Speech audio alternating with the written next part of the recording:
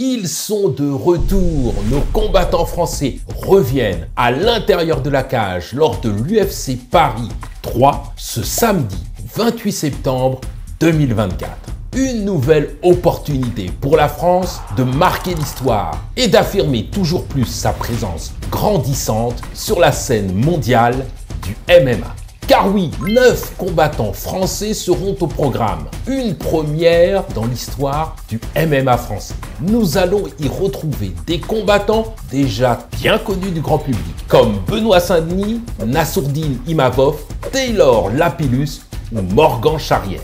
Mais nous assisterons également au début prometteur d'Oumar Sy pour son deuxième combat à l'UFC. En tant que médecin officiel de la Fédération française de MMA, je serai évidemment présent pour accompagner nos athlètes et s'assurer qu'ils soient parfaitement pris en charge en cas de blessure. En tant que médecin principal lors d'un événement de l'UFC à Paris, notre objectif est de maintenir la sécurité et le bien-être de tous les combattants. Cela nécessite une préparation minutieuse et une coordination constante avec l'équipe médicale et l'organisation de l'UFC.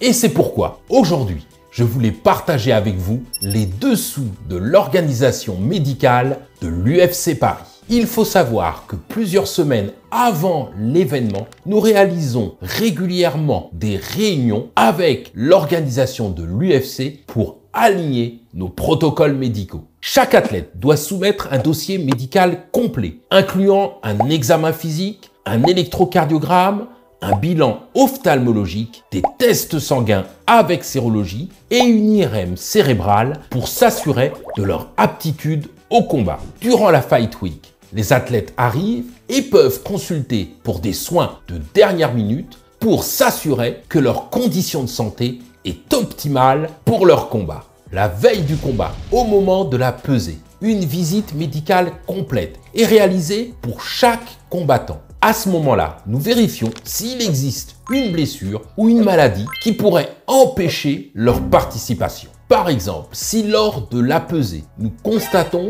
qu'un combattant n'atteint pas le poids requis et qu'il est médicalement inapte à poursuivre sa perte de poids, car trop déshydraté, il est de notre responsabilité d'intervenir et d'arrêter le processus pour sa sécurité. La santé du combattant est toujours notre priorité absolue. Pendant l'événement, un dispositif médical complet est mis en place, incluant 4 médecins du sport, un médecin réanimateur avec infirmier, un chirurgien orthopédiste, un ophtalmologue, un stomatologue, 2 infirmières, un orthésiste et 3 ambulances avec équipage formant un poste médical avancé. En tant que lead doctor, je suis le médecin principal que l'arbitre consultera pour un avis médical durant le combat. Il m'incombe de prendre la décision cruciale de permettre ou non